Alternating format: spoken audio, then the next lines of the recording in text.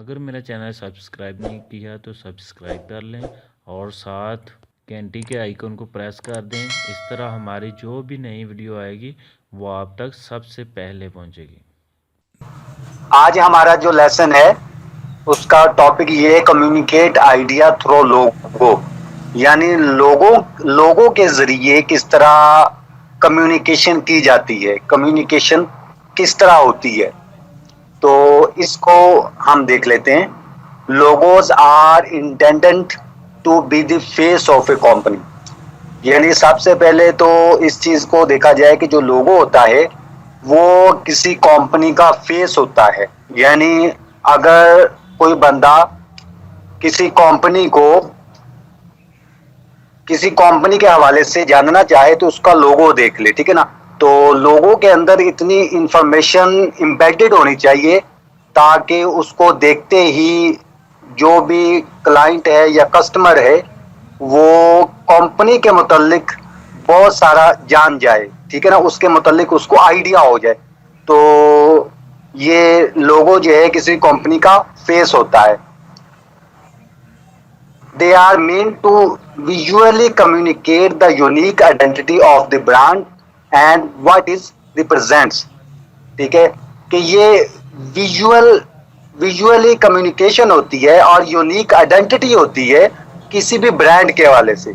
किसी भी ब्रांड की यूनिक आइडेंटिटी होती है लोगो, और ये किसी भी कंपनी को रिप्रेजेंट करता है, ठीक है ना। तो यूनिक आइडेंटिटी से क्या मुराद है कि अगर किसी कंपनी का कोई ट्रेडमार्क या लोगो को रजिस्टर्ड है तो और कोई कंपनी या अदारा उस लोगो को कॉपी नहीं कर सकता, ठीक है ना। तो इसलिए ये एक यूनिक आइडेंटिटी होती है। Depending on your design philosophy, simple logos comprise of only essential element are often the most difficult and also successful. After all, logos need to communicate quite a bit on one visual. Quite often, it is the first thing that a potential customer will notice about your business. के लोगो एक ऐसी identity होती है कि जिसको first time यानी कोई भी क्लाइंट जो है या कस्टमर जो है वो देख के कंपनी के बारे में जान जाए, बिजनेस के बारे में जान जाए। A logo is much more than just an image, यानी ये एक इमेज नहीं होता, सिर्फ एक इमेज नहीं होता, ये किसी बिजनेस को रिप्रेजेंट कर रहा होता है और किसी बिजनेस या किसी कंपनी की आइडेंटिफिकेशन होती है। ये जस्ट एक इमेज नहीं है, ठीक है ना। तो जब भी हम किसी कंपनी का लोगो डिजाइन करेंगे, अभी तो हम जो कर रहे हैं काम वो तो जस्ट कोई लोगो देखा और उस जैसा बना लिया, ठीक है ना। तो ये उसको क्रिएट करते हैं, यानी उसको कह लें कि हम रिक्रिएट करते हैं। लेकिन यूनिक लोगो किसी कंपनी का डिजाइन करना, ये आपके माइंड में ये जो आज से हम चीजें सीखेंगे, पढ़ेंगे, लर्न करेंगे, ये चीजें आपके माइंड में होनी चाहिए कि अगर किसी बिजनेस का लोगो हमने डिजाइन करना है स्क्रैच से यानी स्टार्टिंग से, तो उसमें कौन कौन सी चीजें हमें मद्देनजर रखना होंगी। It is a point of recognition for clients and an important foundation for the branding of your company, कि ये एक ब्रांडिंग होती है किसी कंपनी के लिए, ठीक है ना।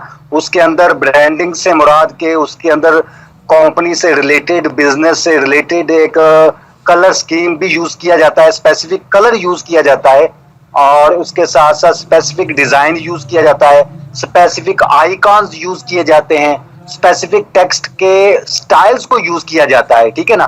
तो उस लोगों को एक मतलब ट्रेडमार्क की सूरत में भी रजिस्टर भी करवाया जाता है, उसका कलर रजिस्टर करवाया जाता है, उसका स्टाइल रजिस्टर करवाया जाता है, फाउंड स्टाइल आइकॉन्स रजिस्टर करवाया जाता है। तो वो एक कंप्लीट आइडेंटिटी बन जाती है किसी बिजनेस की, यूनिक आइडेंटिटी बन जाती है किसी बिजनेस की, किसी कंपनी की। It is often said that customers make an opinion about a company within seconds. कि जब कोई कस्टमर किसी कंपनी का लोगो देखता है तो उसको देखते ही एक ओपिनियन जो है वो बना लेता है अपने माइंड के अंदर उस कंपनी के मुतालिक। As well designed logo is an easy way to convey to potential customer that your business is professional, trustworthy and provides quality goods और सर्विसेज।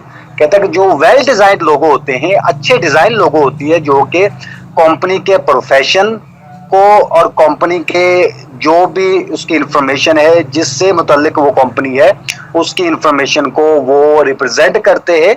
और ये जो है इससे कस्टमर पुरएतमाद होता है और ये देखता है कि और ये समझता है कि ये कंपनी जो है वो क्वालिटी गुड्स या क्वालिटी सर्विसेज प्रोवाइड कर रही है। तो इसलिए जो लोगो होता है वो कम्युनिकेट करता है, वो उसकी कम्युनिकेशन होती है, ठीक है ना, कस्टमर के साथ या आम यूजर या आम आवाम के साथ, पीपल के साथ वो कम्युनिकेशन कर रहा होता है। एक कंपनी अपने लोगों के थ्रू कम्युनिकेट कर रही होती है और अपनी ब्रांड से मुतल्लिक इंफॉर्मेशन जो है वो कन्वे कर रही होती है। अच्छा, इस हवाले से कम्युनिकेटिंग आइडिया के हवाले से लोगों के वाले कुछ फैक्टर्स हैं जो हमें मद्देनजर रखने होंगे। A logo should be distinctive enough to be easily recognised and simple enough to work across multiple media. कि जो लोगो होता है वो डिस्टिंक्टिव होना चाहिए, यूनिक होना चाहिए, ठीक है, और सिंपल इतना होना चाहिए कि हर प्लेटफॉर्म पे, हर मल्टी मीडिया प्लेटफॉर्म पे वो काम कर सके। यानी अगर प्रिंटिंग करनी है तो प्रिंट में भी वो बिल्कुल बेस्ट हो। अगर आपने वेब डिजाइनिंग यानी वेबसाइट्स पे उसको डिस्प्ले करवाना है या किसी भी स्क्रीन पे डिस्प्ले करवाना है तो उसके लिए भी बेहतर होना चाहिए। किसी इमेज पे उसको यूज करना है उस पे भी वो फिट होना चाहिए। आप किसी वीडियो के अंदर उसको यूज करना चाहते हैं, कोई अपनी कंपनी की कोई इंफॉर्मेटिव और उससे रिलेटेड जो है वो इंट्रोडक्टरी वीडियो बनाना चाहते हैं तो उसमें भी वो लोगो जो है वो फिट होना चाहिए। तो ऑल मल्टीमीडिया प्लेटफॉर्म्स के लिए वो आपका लोगो इतना सिंपल हो कि हर एक जगह पे फिट हो जाए। A good logo is memorable and makes a great first impression, ठीक है ना, उसका इंप्रेशन अच्छा होना चाहिए, मेमोरेबल होना चाहिए, यानी इतना कॉम्प्लिकेटेड ना हो कि उसका आइडिया इमेज ना जहनों में बन पाए। It should be effective at any size, यानी हर साइज पे इफेक्टिव होना चाहिए। यानी अगर आप एक बहुत बड़ा साइन बोर्ड जो और फ्लेक्स जो है वो आप प्रिंट कर रहे हैं तो उस पे भी वो जबरदस्त होना चाहिए, यानी वो उसका रिजल्ट बेहतर होना चाहिए, हाई डेफिनेशन होना चाहिए, एचडी में होना चाहिए। अगर उसको छोटा कर दे साइज बहुत ज्यादा तो तब भी उसकी क्वालिटी में फर्क नहीं होना चाहिए। तो इसलिए हर जगह पे वो फिट हो जाना चाहिए। But whether it is on A billboard और ऑन ए पेन, यानी अगर पेन के ऊपर, छोटी चीज के ऊपर, पेन के ऊपर अगर आपका लोगो प्रिंट हो रहा है या बहुत बड़े बिलबोर्ड के ऊपर आपका लोगो प्रिंट हो रहा है तो कहीं पे भी उसकी क्वालिटी जो है वो खराब नहीं होनी चाहिए। A good logo makes an impact both in colour and in black and white, यानी उसका इम्पैक्ट होना चाहिए। अगर आप कलर में भी उसको कर दो तो तब भी, अगर इसको ब्लैक एंड व्हाइट के अंदर भी डिजाइन कर दो तब भी वो अलग अलग नहीं होनी चाहिए, बस ये सेम चीजें होनी चाहिए, सेम डिजाइन होना चाहिए। With logos details are extremely important, यानी कंपनी के मुतालिक डिटेल जो है वो लोगों के अंदर नजर आनी चाहिए। Particular attention must be paid to every element of it the logo including colours, shapes and fonts, यानी हर चीज जो है वो स्पेसिफिकली होनी चाहिए, यानी स्पेसिफिक फाउंट जो है वो होना चाहिए, स्पेसिफिक शेप जो बनाई है वो कलर, स्पेसिफिक कलर सिलेक्ट किया हो। तो ये सारी चीजें बहुत इंपॉर्टेंट है किसी भी लोगों के डिजाइन के हवाले से। All of these elements help to convey message about your brand, यानी ये सारी चीजें जो है वो आपके ब्रांड को यूनिक बनाती हैं. Let's say a gem may choose to use thick, bold fonts, while a wedding planning agency may use fanciful, cursive fonts for their logo. यानी हर बिजनेस के लिए अलग अलग फॉन्ट होगा, अलग अलग कलर स्कीम होगी, अलग अलग फॉन्ट स्टाइल्स होंगे. ठीक है ना. तो हर बिजनेस के लिए उसके पॉइंट ऑफ व्यू से, उसके पर्सपेक्टिव से हमें अपना डिजाइन चूज करना है कि अगर हम रेस्टोरेंट के लिए बना रहे हैं लोगो, तो रेस्टोरेंट के लिए किस तरह के आइकॉन्स होने चाहिए, किस तरह का कलर जो है वो मुझे चूज करना चाहिए, किस तरह का फॉन्ट स्टाइल मुझे चूज करना चाहिए. इस तरह से अगर कोई वेडिंग इवेंट्स है, तो उस वाले से कोई फंक्शन है, कोई प्रोग्राम है, उसके लिए लोगो डिजाइन कर रहे हैं, तो उसके बिजनेस पर्सपेक्टिव के हवाले से हमें ये देखना होगा कि हम कौन सा कलर थीम यूज करें, कौन सा उसके लिए फॉन्ट यूज करें, कौन सा आइकॉन्स यूज करें, वगैरह वगैरह. The visuals add imagery should be appropriate for your company to avoid any discrepancies or confusion. All colors, shapes, images and fonts must be consistent with the idea that is to be communicated. ठीक है ना. तो it is very important that your logo delivers the correct message about your company. यानी ये and पे बड़ी important बात और ये लाइन लिखी है, it is very important that your logo delivers the correct message about your company, कि जो आपका लोगो है वो अपनी कंपनी, आपकी कंपनी के हवाले से या बिजनेस के हवाले से करेक्ट मैसेज कन्वे करता है.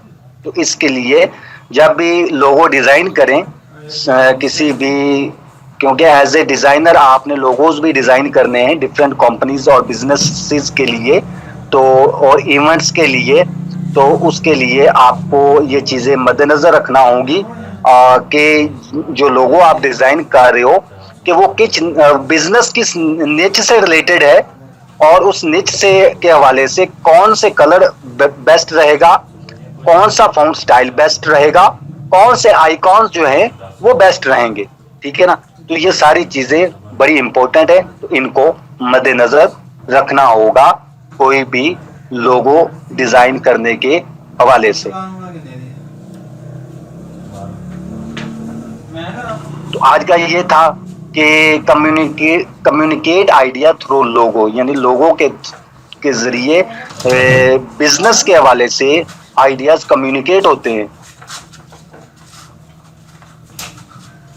तो ये था आज के लेसन के हवाले से, और अब हम इसका प्रैक्टिस करते हैं और एक लोगो डिजाइन करते हैं एडोब फोटोशॉप के अंदर.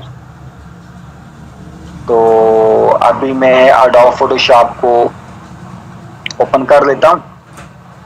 जैसे ही ओपन हो जाएगा तो हम उस पर चलेंगे.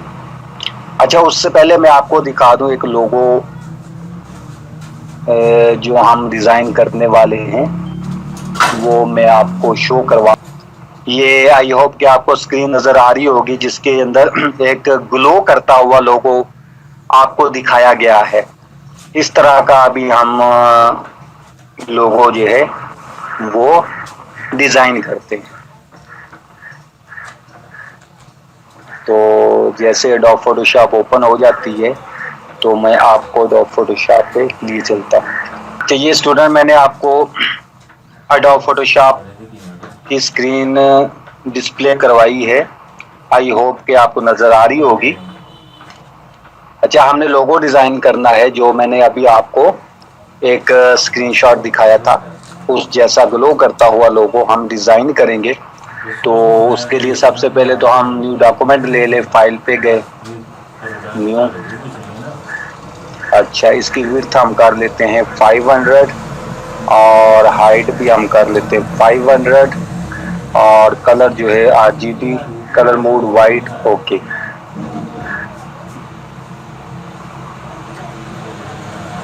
ठीक है. अब इसका जो बैकग्राउंड है वो हम ब्लैक कर लेते हैं। बहुत सारे मेथड्स हैं इस काम के लिए, यानी आप सिंपली एक ब्लैक कलर के अंदर रेक्टेंगल भी ड्रा कर दें इसके ऊपर, तब भी आपका बैकग्राउंड ब्लैक हो जाएगा। इसके अलावा आप यहाँ पे आ जाएं तो ये पेंट बकेट टूल ग्रेडियंट के अंदर ही ये मौजूद होगा, पेंट बकेट टूल। इसको सिलेक्ट कर लें और यहाँ पे जो फोरग्राउंड कलर है उसको कर दें ब्लैक। ओके करके इसके ऊपर आप जस्ट क्लिक करेंगे तो आपका ये बैकग्राउंड जो है वो ब्लैक हो गया। अगर इसकी ना समझ लगे तो आप वैसे ही ब्लैक कलर के अंदर रेक्टेंगल ड्रा कर दे इसके ऊपर, तब भी ये ब्लैक हो जाएगा। अब हमने क्या करना है, एक एलिप्स टूल लेना है और एक सर्कल ड्रा करना है। तो ये मैं यहाँ पे कर लेता हूँ, ये एक सर्कल ड्रा, ये हो गया। और इसको हम सेंटर लाइन कर लेते हैं, सिलेक्ट ऑल करके, ये सेंटर लाइन हो गया। ठीक है ना, अभी ब्लैक कलर के अंदर नजर नहीं आ रहा। जैसे हम इस पे काम करेंगे तो ये आपको दिखाई देगा।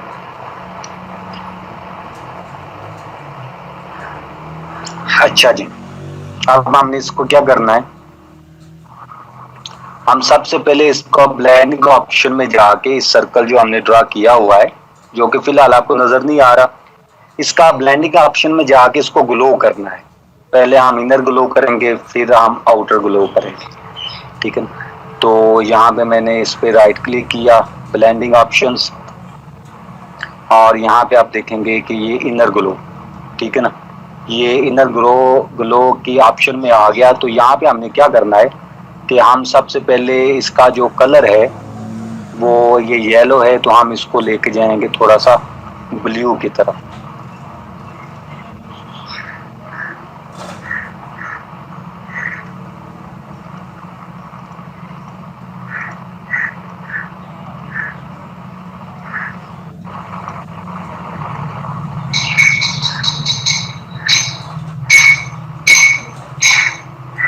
ये हो गया। अब हम इसके अंदर इसकी ओपेसिटी 75% ही हम रहने देते हैं, और नीचे आ जाएं तो इसका हम ये साइज जो है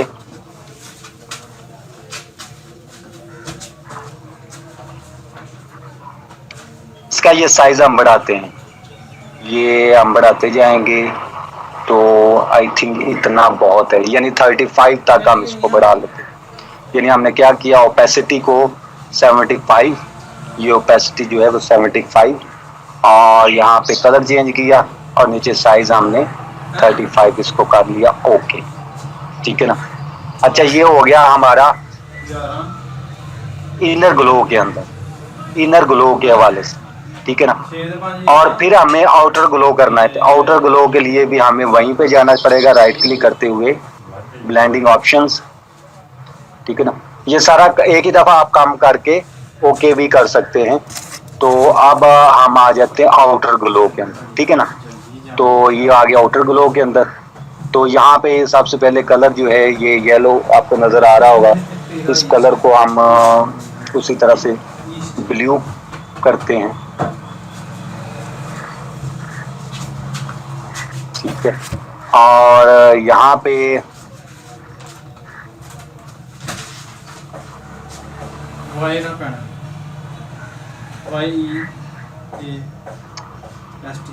यहाँ पे हम इसकी ओपेसिटी थोड़ी और कम कर देते हैं, 50 कर देते हैं, और साइज हम इसका करते हैं, बढ़ाते हैं ज्यादा। ये साइज हम कर देते हैं 65 कर देते हैं। ये यहाँ पे हमने आउटर ग्लो का साइज जो है वो हमने कर दिया 65, ठीक है। तो ये हमारा इनर ग्लो भी हो गया, आउटर ग्लो भी हो गया। इसको करते ओके, ठीक है। अब हम क्या करते हैं, हमें एक और सर्कल चाहिए।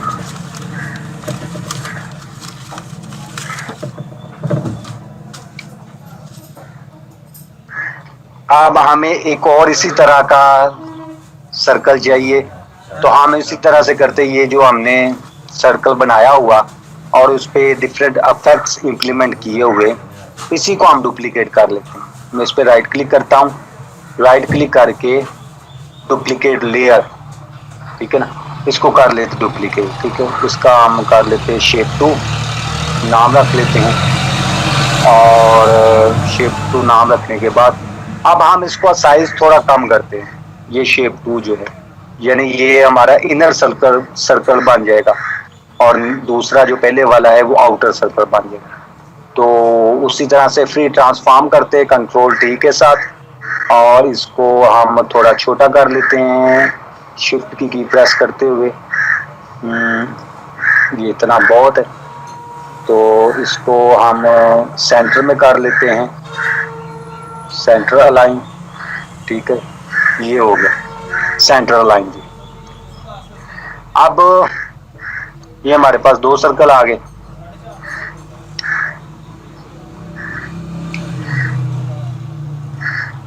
इसमें हम क्या करते हैं, इसमें भी उसी तरह से इसकी थोड़ी सी स्पेसिफिकेशन चेंज करते हैं, इफेक्ट्स चेंज करते हैं। राइट क्लिक करके ब्लेंडिंग ऑप्शन में चला गया, ब्लेंडिंग ऑप्शन में जाके तो इसका जो आउटर ग्लो है, आउटर ग्लो को हम थोड़ा सा चेंज करते हैं, यानी उसकी ओपेसिटी जो है वो मैं कर देता हूँ 100%, और उसका साइज जो है उसको मैं कर देता हूँ कम। ये आउटर ग्लो के वाले से हम करें, इसका साइज हम कम कर देते हैं 25 ओके रहेगा, ठीक है। ये हो गया इसका आउटर ग्लो। अब हम जाके इसका इनर ग्लो के वाले से भी देखते हैं कि इनर ग्लो के वाले से हम इसका क्या करें। तो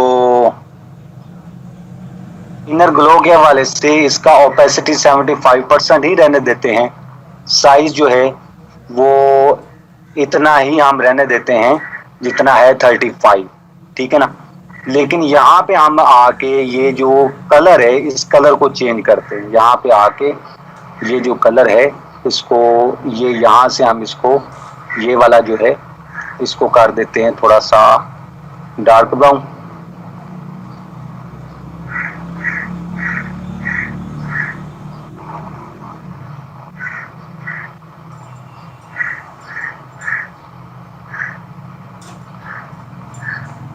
ठीक हो गया, और इसको भी थोड़ा सा हम इसी तरह से ब्राउन,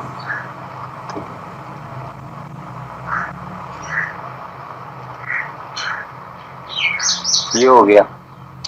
और बाकी जो इसकी है सेटिंग्स वगैरह उसको हम नहीं छेड़ते, उसको हम वैसे ही रहने देते हैं।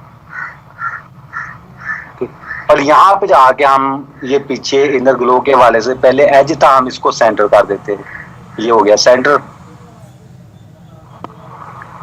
ठीक है। एज था और हम इसको कर देते सेंटर एलिमेंट्स को, ठीक है, ओके हो गया। ये जो हमारा जो ग्लोइंग सर्कल था वो हमारा ऑलमोस्ट कंप्लीट हो गया, ठीक है।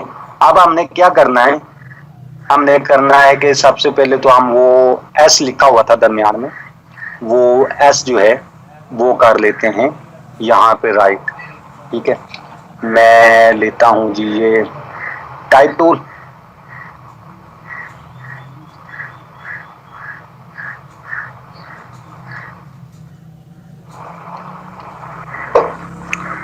टाइप टूल लेके हम यहाँ पे क्लिक करते हैं, क्लिक करके हम इसको करते हैं एस, ठीक है ना, और इसको करके सिलेक्ट, तो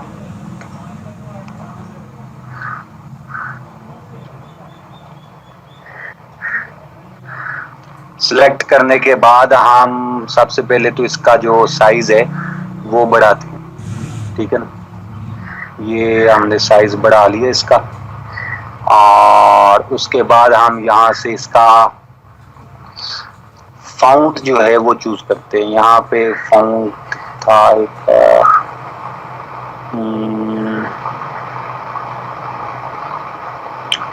बर्थ ऑफ ए हीरो, ठीक है ना।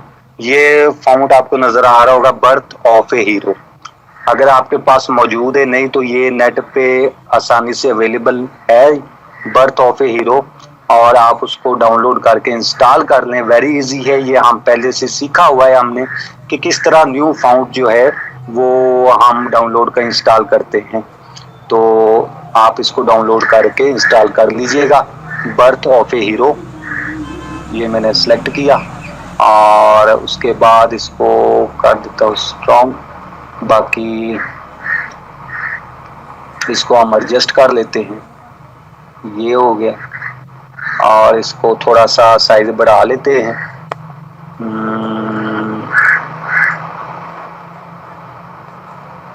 ये। और इसको थोड़ा सा रोटेट करते हैं इस तरह से, ये हो गया, एंड ठीक है। तो ये हमारा जो लोगों के अंदर टेक्स्ट आना था वो हमने कर लिया है। अब हम क्या करते हैं कि हम इसको के ऊपर भी इफेक्ट ऐड करते हैं, यानी इसको भी थोड़ा ग्लो करना है हमने। तो उसके हवाले से हम करेंगे कि इस पे जो ये हमारे शेप 1 वाला इफेक्ट है ना, वो वाला हम इस पे कॉपी कर देते। कैसे? यहाँ पे आके हम राइट क्लिक करेंगे, ये इफेक्ट भी कॉपी हो जाते ताकि हमें दोबारा से वो जो स्टेप्स हैं वो दोबारा से रिवाइज ना करने पड़े, ठीक है ना, रिपीट ना करने पड़े। कॉपी लेयर स्टाइल, और यहाँ पे आके इसको कर देता हूँ मैं पेस्ट लेयर स्टाइल, ठीक है ना। ऑलमोस्ट वही आ गया है इसका स्टाइल। अब मजीद हम इसको कस्टमाइज कर लेते हैं इसके स्टाइल को, कि हम उसी तरह से राइट क्लिक करते हुए ब्लेंडिंग ऑप्शन में चले गए। ब्लेंडिंग ऑप्शन में जाके हम क्या करते हैं कि हम इसका जो इनर ग्लो है उसको हम अनचेक कर देते हैं, वो उसकी हमें जरूरत नहीं। आउटर ग्लो को हम देख लेते हैं कि आउटर ग्लो के साथ हम क्या करेंगे।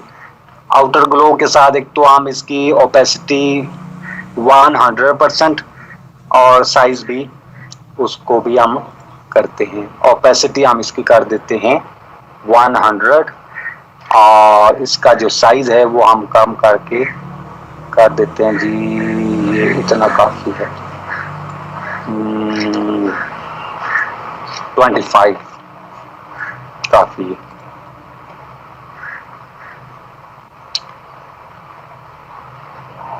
अच्छा जी, ये हो गया।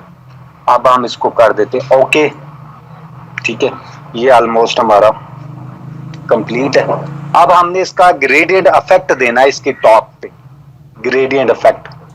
तो उसके लिए हम क्या करेंगे, एक ग्रेडियंट इफेक्ट देने के लिए कि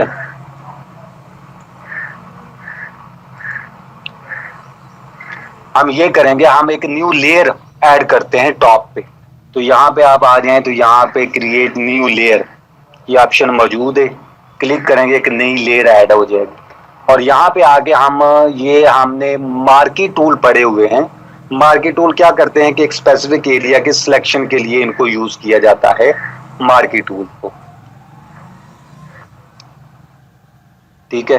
तो यहाँ पे एलिप्टिक मार्की टूल हम ले लेते हैं और यहाँ पे आके हम करते हैं सिलेक्ट, यानी ड्रैग करते हैं।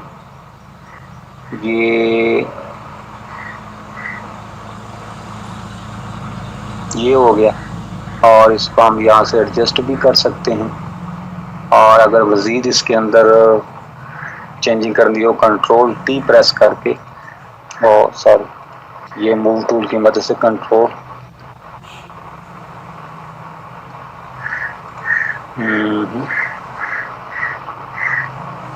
अच्छा जी, ये आ गया।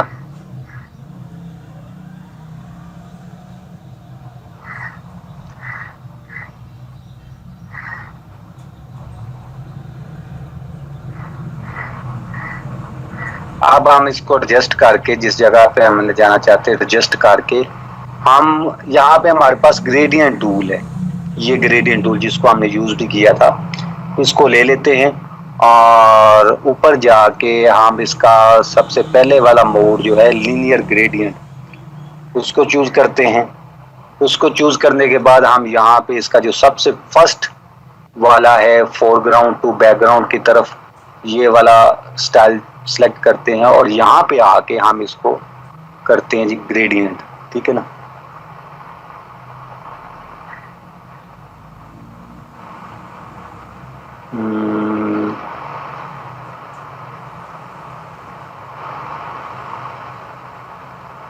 ये हो गया। अच्छा, अब ये हो गया ग्रेडियंट। अब हम इसका क्या करना है हमने कि एक तो हम इसको करेंगे कि यहाँ पे जो क्योंकि यही लेयर इसकी सिलेक्टेड है हमारे पास और यहाँ पे ये नॉर्मल आपको लेयर नजर आ रही है। यहाँ पे हम जाके इसको कर देंगे स्क्रीन। ठीक है ना, स्क्रीन कर दिया। और उसके बाद इसकी ओपेसिटी, यहाँ पे ओपेसिटी आपको नजर आ रही होगी। ओपेसिटी हम इसको कम करके ओपेसिटी इसकी कर देते हैं जी ये 70। ठीक है, 70 करके ये ऑलमोस्ट हमारा कंप्लीटेड है। अब इसकी सिलेक्शन खत्म करनी है, कंट्रोल+D प्रेस करेंगे तो ये इसकी सिलेक्शन खत्म हो गई है। ठीक है ना। अब हम क्या करते हैं कि इसको हमने करना है, इसका जो बॉटम वाला है वो टॉप पे लेके जाना है, टॉप वाला जो हिस्सा है बॉटम पे लेके आना है। तो इसको हम रोटेट करेंगे। तो रोटेट के इस तरह कंट्रोल+T प्रेस करके हम इसको इस तरह से रोटेट करते हुए ये बॉटम वाला जो एज है हम टॉप पे ले गए, टॉप वाला हम बॉटम पे ले आए। ठीक है, तो इसको हम यहाँ से एडजस्ट भी कर सकते हैं, यानी ये कंट्रोल+T प्रेस करेंगे तो ये फ्री ट्रांसफॉर्म के अंदर आ जाएगा, एंटर। तो ये इस तरह से हम इसको एडजस्ट कर लेंगे। ठीक है ना। अगर इसको मजीद हमने करना हो तो इस तरह से हम इसको कंट्रोल+T प्रेस करके मजीद जस्टिफाई कर सकते हैं। तो ये था हमारा एक लोगो जो कि ग्लो करता हुआ हमें नजर आ रहा है और ये इस तरह से हम एडोब फोटोशॉप के अंदर अपने लोगोज वगैरह डिजाइन करेंगे। जरूरी नहीं कि हर लोगों के लिए एक ही तरह के स्टेप्स और एक ही तरह के टूल्स यूज हों। आपको तमाम टूल्स जितने भी चाहिए थे तमाम का यूज सिखा दिया। ठीक है ना। अब आप अपनी स्किल्स की बेस पे अपनी जो आपकी इंटेलेक्चुअली इसको समझते हुए आप देखेंगे कि मुझे इस चीज को डिजाइन करने के लिए, इस एलिमेंट को डिजाइन करने के लिए कौन सा टूल चाहिए, कौन सी टेक्निक चाहिए की जरूरत है और कौन कौन से स्टाइल्स और इसके अंदर ऑप्शन को मैं यूज करूंगा। ठीक है, तो ये हमारे पास एक लोगो कंप्लीट हो गया है। आई होप कि आपको समझ आ गई होगी। तो इसी तरह से आपने भाई लोगोस डिजाइन करने हैं। यस सर, मैं पूछना चाहता हूँ सर। अच्छा सर ये पूछना है कि ये अब बन तो गया है, इसको आपने मतलब ये ऐसा ही दिखेगा, ट्रांसपेरेंट नहीं होगा? मतलब इस गोल दायरे को कहीं पे हम व्हाइट शीट पे लगाना चाहें तो लग जाएगा? इसमें ये है कि आपको मैंने ट्रांसपेरेंट बनाना भी सिखाया है। ठीक है, इसको सेव कर लें, ट्रांसपेरेंट करके इसको सेव कर लें। ठीक है, और वैसे इसको पीएसटी के तौर पे भी अपने पास सेव कर लें। जेपीजी के अंदर भी इसको एक्सपोर्ट कर सकते हैं, सारी चीजें उसी तरह से। सर जेपीजी पैक में जो ये होगा ये गोल होगा या रेक्टेंगुलर साइज में होगा? और पीएनजी में भी? जेपीजी के अंदर क्योंकि इसका बैकग्राउंड साथ आएगा तो ये इसी तरह से रेक्टेंगल आएगा सारा का सारा। ठीक है ना। तो अगर आप इसका बैकग्राउंड यहाँ से रिमूव कर दें, ये जैसे आपको सबसे बैकग्राउंड वाली लेयर है इसको रिमूव करके तो आप इसको कर लें उसके अंदर पीएनजी के अंदर, तो ये ट्रांसपेरेंट आपके पास सेव हो जाएगा।